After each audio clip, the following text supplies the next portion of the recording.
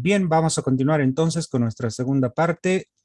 Bueno, aquí como decíamos, ¿no? La tablita que tenemos, pues ahí vemos la parte de la arteria aorta abdominal que se origina, bueno, de la aorta abdominal se origina la arteria testicular y la arteria ovárica, que se consideran ambas arterias gonadales, ¿sí?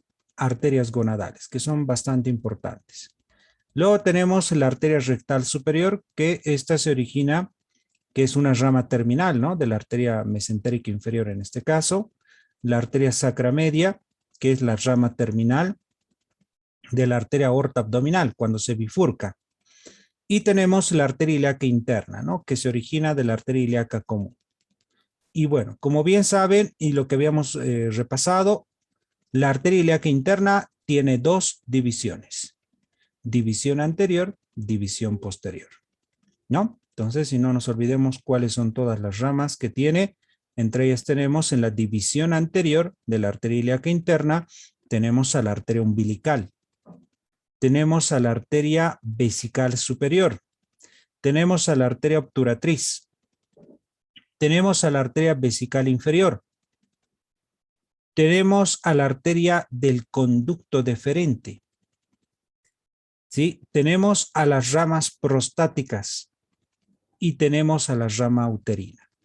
La arteria del conducto deferente, pues esta no es la que va a ingresar a la cavidad pélvica, sino que va a ir por el cordón espermático para poder llegar a la bolsa escrotal. Las ramas prostáticas sí van a estar en la parte interna. La arteria uterina, que es una arteria muy importante, que se divide en dos ramas, no se olviden. ¿En cuántas ramas se divide la arteria uterina? Dos importantes, ¿no? Rama ascendente y una rama llamada rama vaginal, ¿no? Rama ascendente y rama vaginal. El punto de referencia donde se divide estas dos arterias es a nivel del cuello. Entre el útero y la vagina, en ese punto es donde se va a dividir la arteria uterina en rama ascendente y rama descendente, que se llamaría rama vaginal en este caso, porque van a dar ramitas vaginales. Pero un dato, ya que sé que se van a preguntar seguramente. ¿La arteria vaginal y la rama vaginal es lo mismo? No. Vean ustedes.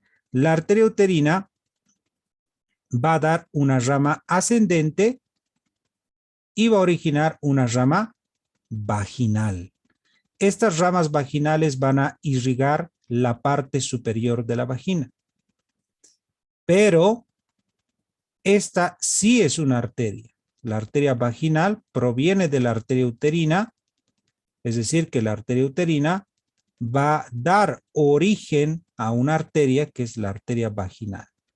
Y esta arteria vaginal es la que se encarga de irrigar el resto de la vagina. Entonces no nos confundamos en decir rama vaginal y arteria vaginal, que no es lo mismo. La rama proviene de la arteria uterina y la arteria uterina también proviene, la arteria vaginal proviene de la arteria uterina. Pero rama es para la parte superior de la vagina y la arteria vaginal es para la parte restante de la vagina. Así es como se encarga de irrigar esas arterias, ¿no? Y acuérdense de la frase, el agua pasa bajo el puente, ¿no? Entonces está muy claro, estoy repitiendo varias veces, pero espero que no se olviden de esa frase. Muy bien, entonces hasta ahí vamos a quedar. Ahí seguimos viendo algunas ramitas, esta que decíamos, ¿no? También, ahí tenemos la arteria vaginal. ¿De dónde se origina? Arteria de la arteria uterina. La arteria pudenda interna también es de la arteria, en este caso de la arteria ilíaca interna, ¿no? Pero de su división anterior. Entonces, la división anterior, repito, arteria umbilical, vesical superior, obturatriz, vesical inferior, el arteria del conducto deferente, ramas prostáticas, uterinas y bueno, ¿no? También la arteria vaginal, la arteria pudenda, la rectal media y la glútea inferior. Pero la glútea inferior, no se olviden que es su rama terminal. Luego tenemos la división posterior de la arteria ilíaca interna, que simplemente da tres ramas, ¿no? La iliolumbar, sacras laterales para los agujeros sacros y la glútea superior, que es su rama terminal de toda la división posterior. Entonces, más detalles, pues lo van a ver aquí en la tablita, van a revisarlo seguramente. Ahora pasamos al siguiente segmento, que son los nervios de la pelvis y del perineo. Estos están formados por nervios espinales sacros y nervios coccigeos. Bueno, entre los nervios principales que encontramos en la pelvis son el nervio obturador. El nervio obturador se origina en los ramos anteriores de los nervios espinales, del L4, del L2 al L4, que provienen del plexo lumbar. Estos van a ir de la pelvis menor, de la pelvis mayor hacia la pelvis menor, de la pelvis mayor hacia la pelvis menor. Entonces, el nervio obturador va a pasar por el conducto del obturador y la membrana obturatriz. Luego se divide en una rama anterior y en una rama posterior. Y al final, el nervio obturador que va a descender, ese nervio obturador es el que va a descender, va a pasar por la pelvis y va a llegar hasta la parte medial del muslo. Ahí es donde termina el nervio obturador. Así que, otro dato importante, el nervio obturador no inerva las estructuras o ninguna de las estructuras de la pelvis. Solo va a pasar por la pelvis, pero no va a inervar ninguna estructura de la pelvis. Luego tenemos dentro de la cavidad pélvica este tronco importante que es el tronco lumbosacro. Este es el tronco lumbosacro que se origina de la L4 y L5. Es un grueso tronco que se llama tronco lumbosacro, que tiene la forma de un cordón. Este tronco lumbosacro es el que va a descender por la parte del sacro y es el que va a originar al plexo sacro. Y el plexo sacro es el que pasa por la pelvis y va a dirigirse hacia los miembros inferiores para poder inervar los miembros inferiores. Entonces, estos son dos nervios importantísimos que están dentro de la cavidad pélvica. Para que los conozcamos, estos son los nervios.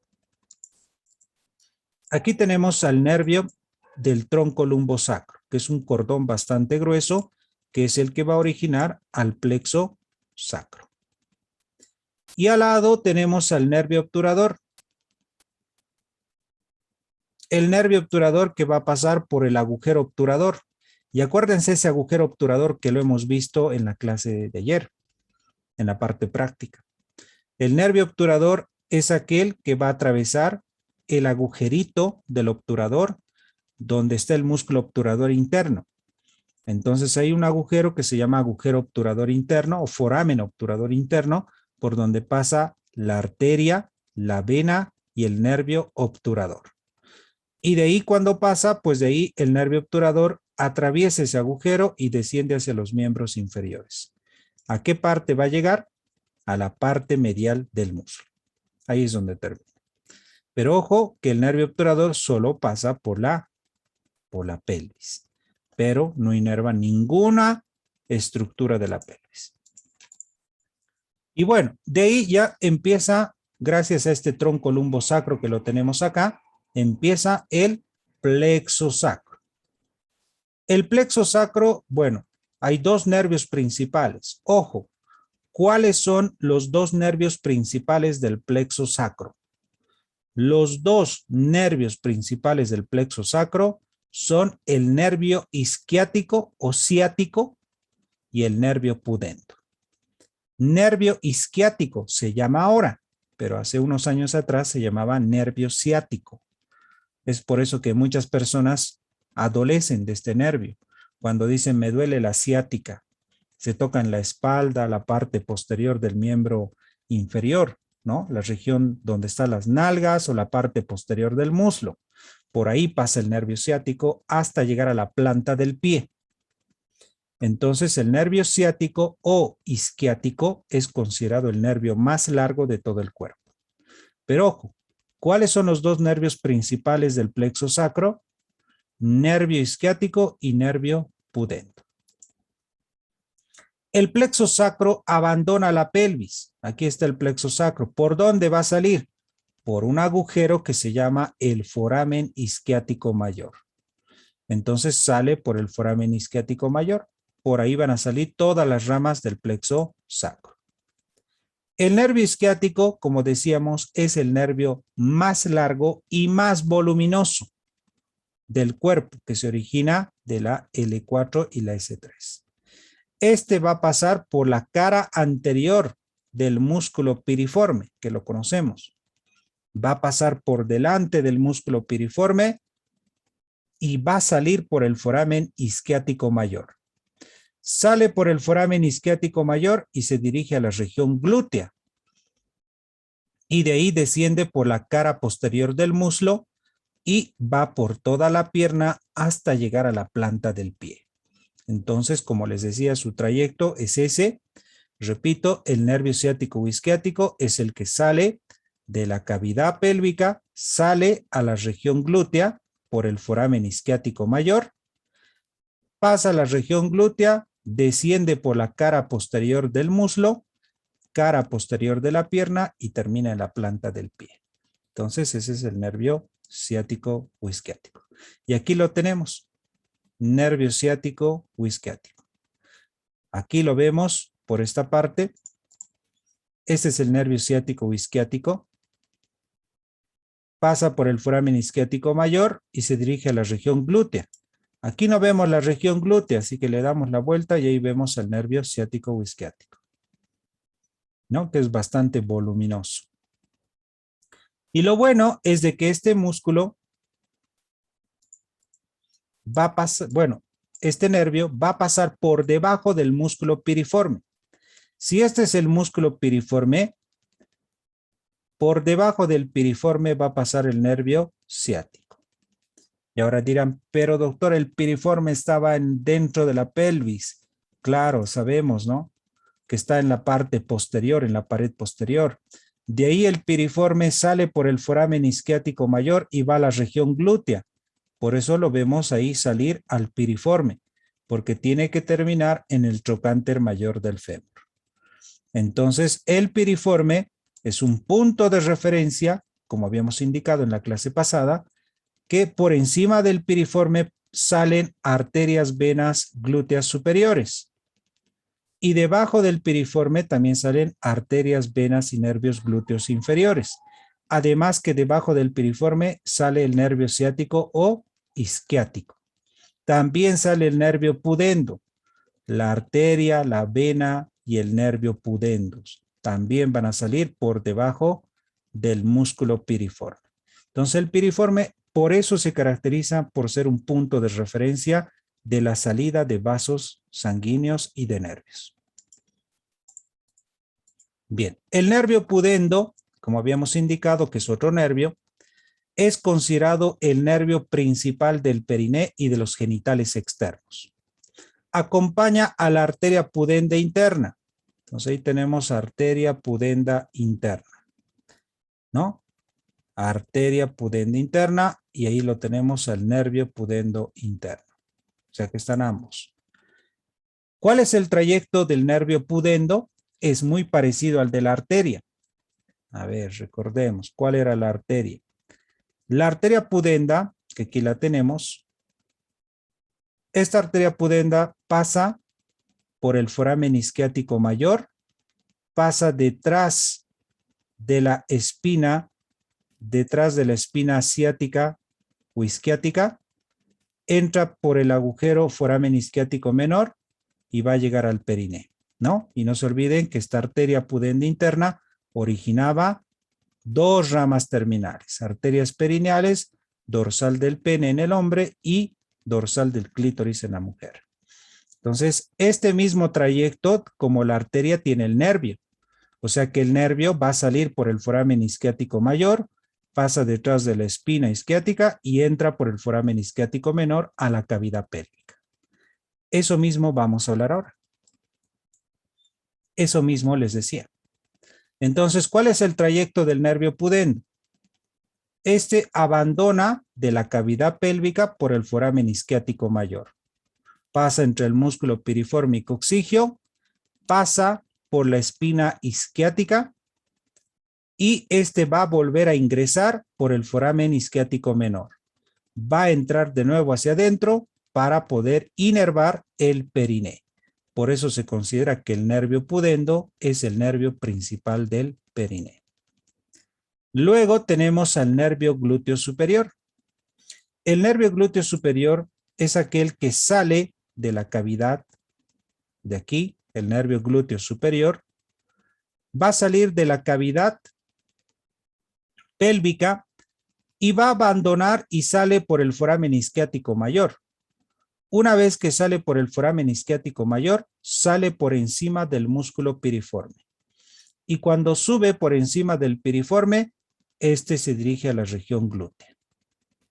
Entonces, este es el nervio glúteo superior. Luego tenemos al nervio glúteo inferior. Este también abandona por el foramen isquiático mayor, es decir, de la pelvis, sale por el foramen isquiático mayor y va a salir por debajo del músculo piriforme.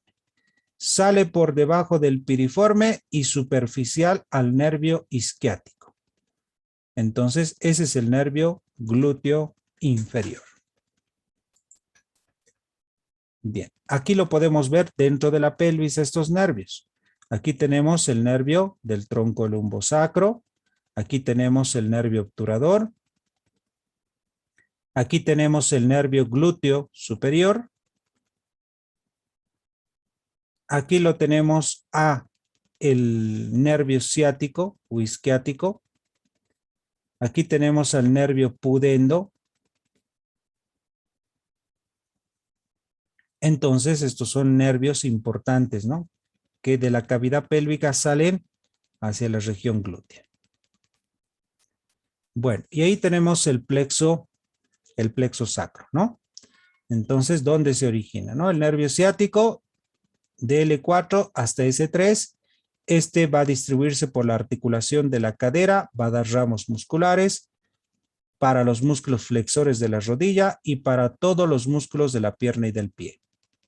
El nervio glúteo superior que se origina L4-S1 hasta la S1 va a inervar músculos glúteo medio y glúteo menor. ¿Quién diría, no? Glúteo superior debería ser el glúteo mayor, pero el nervio glúteo superior inerva al glúteo medio y al menor. El nervio del músculo cuadrado femoral y gemelo inferior, pues estos nervios van a originarse en la L4 hasta la S1 y van a inervar a los músculos cuadrado femoral y gemelo inferior. El nervio glúteo inferior se origina L5 hasta S2 y va a encargarse de inervar al músculo glúteo mayor.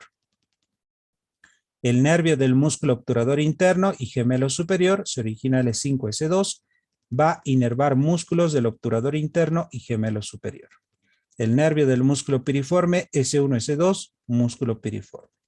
El cutáneo femoral posterior S2-S3 va a inervar los ramos nervios sensitivos para la región de la nalga, cara medial y más superior y posterior del muslo. El nervio cutáneo perforante S2-S3, ramos cutáneos para la parte medial de la nalga.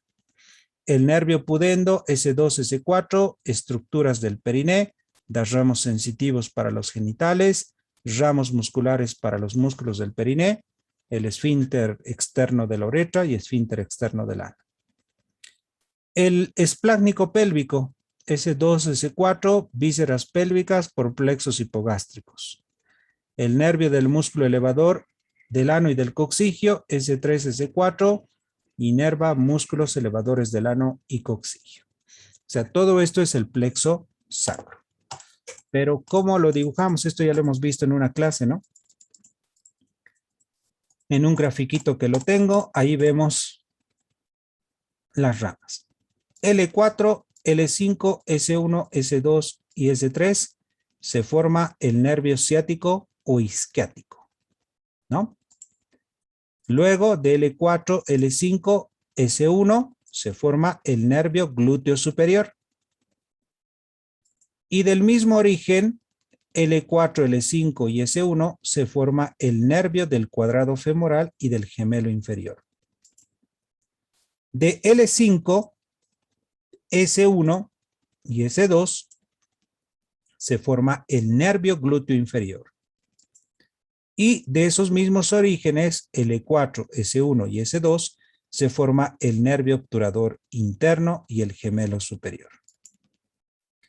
De S1, de S2, se forma el nervio del músculo piriforme. De S2, S3 y S4 se forma el nervio pudendo. También del mismo origen, S2, S3 y S4, se forma el nervio esplácnico pélvico. De S2 y S3 se forma el nervio cutáneo femoral posterior y el nervio cutáneo perforante. De S3, S4 se forman los nervios elevadores del ano y del coccigio. Estos nervios son los que van a inervar el diafragma pelviano, el suelo de la pelvis, ¿no? Que hemos hablado ayer. Entonces, estos músculos elevadores del ano y del coccigio forman el diafragma pelviano, el suelo pélvico, ¿no? Entonces, ahí tenemos el nervio que se origina S3, S4.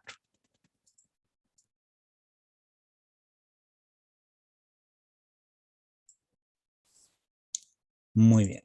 Luego tenemos S4 y S5, se origina el plexo coccigio,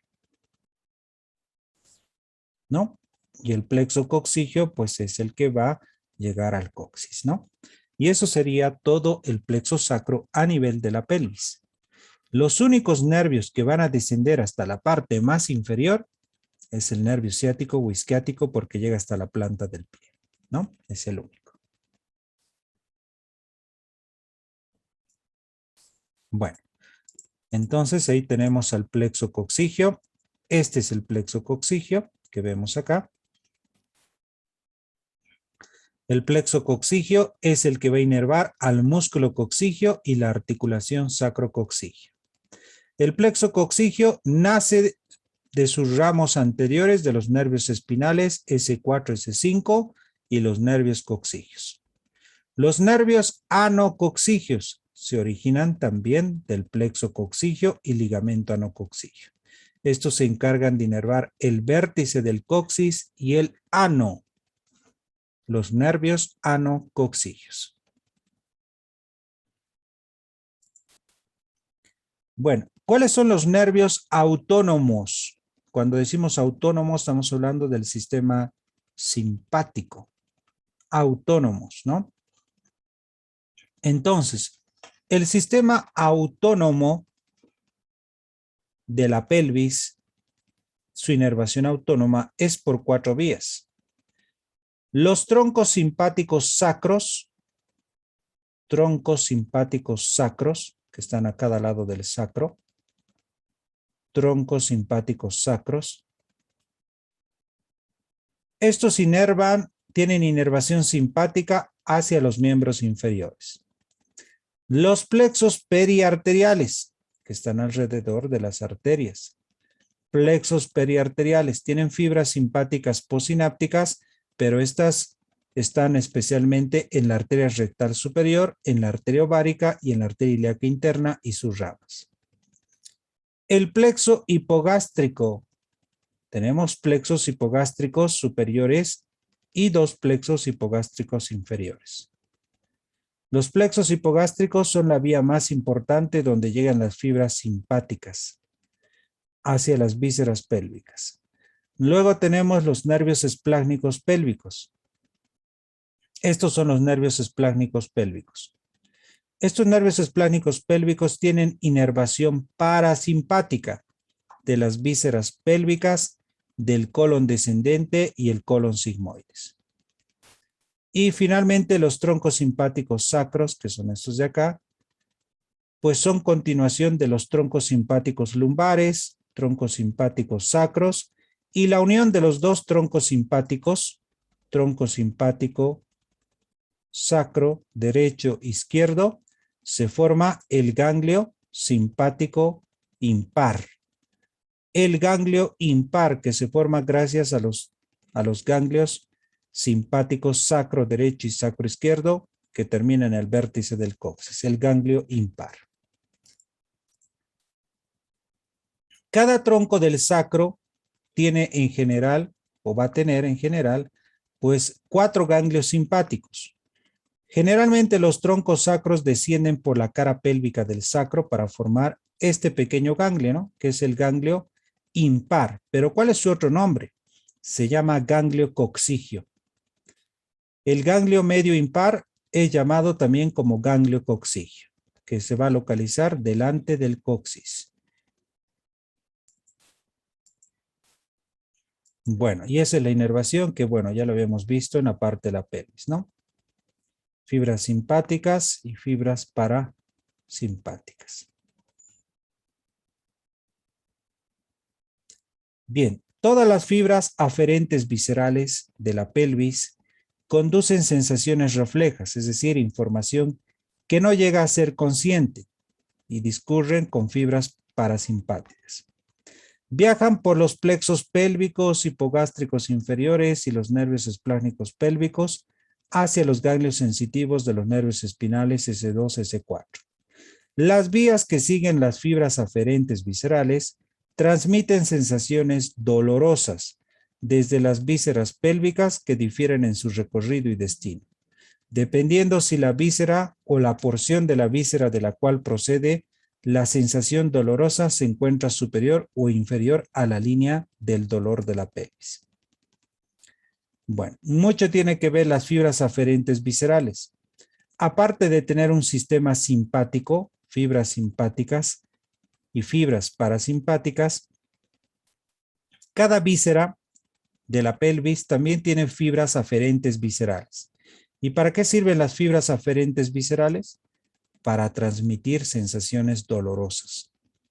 ¿Sí? Esa es la finalidad que tiene. Bueno, pasamos al último segmento, que es la parte de las venas de la pelvis.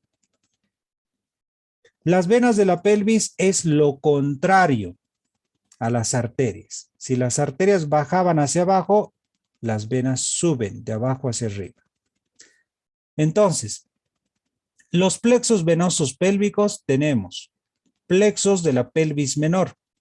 En la pelvis menor se van a formar unos plexos que provienen del recto, que provienen de la vejiga, de la próstata, del útero y de la vagina. Entonces, toda la sangre venosa que viene del recto viene por las venas rectales. Venas vesicales, venas prostáticas, venas uterinas y venas vaginales. Todas estas venas que salen de estas vísceras, venas rectales, vesicales, prostáticas, uterinas o vaginales, van a drenar en las venas ilíacas internas. Van a desembocar en las venas ilíacas internas. Algunas otras venas van a drenar en la vena rectal superior, otras en la vena mesentérica inferior y de ahí van al sistema de la vena porta hepática. Las venas sacras laterales que salen del sacro van a terminar desembocando más internamente dentro del sacro, en el plexo venoso vertebral interno. Entonces las venas sacras laterales, como ingresan al sacro, van a desembocar dentro de las vértebras, en el plexo venoso vertebral interno. Entonces, este es un pequeño resumen de las venas. No se olviden, todas las venas que salen del recto, de la vejiga, de la próstata, del útero, de la vagina, van a drenar en las venas ilíacas internas. Además, las venas ilíacas internas, una vez que se forman, ahí tenemos, esta es la vena ilíaca interna, miren ustedes. ¿De dónde recoge sangre venosa? De la vejiga, del útero, de la vagina, del recto. Vagina y útero en la mujer, pero si es hombre, solo vejiga, la próstata y el recto. Ya saben que la próstata solo está en el hombre. Ya saben que el útero y la vagina está en la mujer, ¿no? Entonces hay que saber distinguir. Pero todas esas venas desembocan en la vena ilíaca interna. Y la vena ilíaca interna va a ascender y va a desembocar en la vena ilíaca común. Entonces ahí tenemos la vena ilíaca común. ¿No es así? Entonces, una vez que se forme la vena ilíaca interna, desembocan en la vena ilíaca interna, desembocan en la vena ilíaca común. Y la vena ilíaca común va a seguir subiendo y desemboca en la vena cava inferior, ¿no? Que es lo contrario, es muy parecida a las arterias, pero en venas va de abajo hacia arriba. Las venas ileolumbares, estas vienen desde las fosas ilíacas de la pelvis mayor y suelen drenar en las venas ilíacas comunes. Las venas ileolumbares, ¿dónde drenan? En las venas ilíacas comunes. Ahora, las venas ilíacas internas, que son estas, más las venas ilíacas externas, ¿qué van a formar? Las venas ilíacas comunes. Las venas ilíacas comunes se unen a nivel de la vértebra L4 y L5, para luego las venas ilíacas comunes formar la vena cava inferior. Entonces, a nivel de la L4 o L5 se forma la vena cava inferior. Entonces, la vena ilíaca común, que acá la tenemos, ahí se ve mejor, las venas ilíaca interna, vena ilíaca externa, se forma la vena ilíaca común. La ilíaca común derecha y ilíaca común izquierda van a formar la vena cava inferior. ¿A qué nivel se forma la vena cava inferior? L4 o L5. Nada más. ¿Sí? Las venas que acompañan a las arterias glúteas superiores son las mayores tributarias de las venas ilíacas internas. ¿Qué quiere decir? Que las venas glúteas van a estar al lado de las arterias glúteas. Las venas glúteas recogen sangre venosa de los músculos glúteos. De ahí, estas venas glúteas van a desembocar en la vena ilíaca interna y se consideran que son las principales tributarias, que van a aportar más sangre que el resto de las venas. Excepto durante el embarazo, cuando las venas uterinas son mayores, porque durante el embarazo la arteria uterina, la arteria y las venas uterinas van a trabajar más flujo con el feto. Entonces, durante el embarazo, pues las venas uterinas van a considerarse las principales tributarias, transportando la sangre venosa hacia la vena ilíaca interna. Las venas testiculares atraviesan la pelvis mayor, pero normalmente no drenan en la pelvis, ¿no? Las venas testiculares, ¿dónde desembocan? Directamente en la vena cava inferior del lado derecho y la vena testicular izquierda en la vena renal izquierda. Entonces, no van a drenar dentro de la pelvis. Las venas sacras laterales, que son estas venas sacras laterales van a terminar desembocando dentro del sacro, en el plexo venoso vertebral interno. ¿Sí? En el plexo venoso vertebral interno. Y también pueden proporcionar una vía para las metástasis de neoplasias prostáticas o neoplasias uterinas. ¿Qué quiere decir? Que cuando existe un cáncer en la parte de la pelvis, si es en la próstata del hombre o en la parte del útero, ese tipo de cáncer es transportada por la sangre venosa y va a pasar al sacro. Y si pasa al sacro, pues ese cáncer se va a diseminar por el sacro, porque cuando entra al sacro, ahí se encuentra el plexo venoso vertebral interno. Y ese plexo venoso vertebral interno va a subir por la médula espinal y va a llegar al cerebro. Entonces, una metástasis es la diseminación del cáncer que puede llegar incluso hasta la parte más superior. Entonces, por eso se considera que las venas sacras laterales, ¿dónde van a terminar estas venas sacras laterales? Ahí véanlas. Estas son las venas sacras laterales. Van a desembocar en el plexo vertebral interno que está dentro del sacro. Y pueden diseminar las metástasis. Metástasis es diseminar. Pueden diseminar las células cancerígenas para que puedan subir por el sistema nervioso. Entonces, venas sacras laterales es un punto, una vía para las metástasis en las neoplasias. Y bueno, y ahí tenemos por último esto que decíamos que de la vejiga, ahí tenemos las venas, ahí tenemos la vena glútea superior, desemboca en la vena ilíaca interna, las venas sacras laterales, donde en el plexo vertebral interno, ahí tenemos la vena glútea inferior, que asciende y desemboca en la vena ilíaca interna, la vena pudenda, venas rectales, suben y desembocan en la vena ilíaca interna.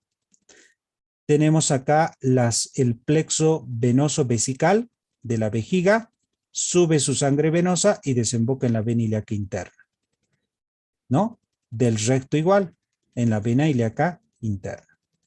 Entonces, todas las venas que salen de estas vísceras van a terminar desembocando en la vena ilíaca interna. Y la ilíaca interna más la ilíaca externa forman la ilíaca común. Ilíaca común derecha y ilíaca común izquierda forman la vena cava inferior. En el sexo femenino, pues solo lo que se aumenta es el plexo venoso uterino y el plexo venoso vaginal.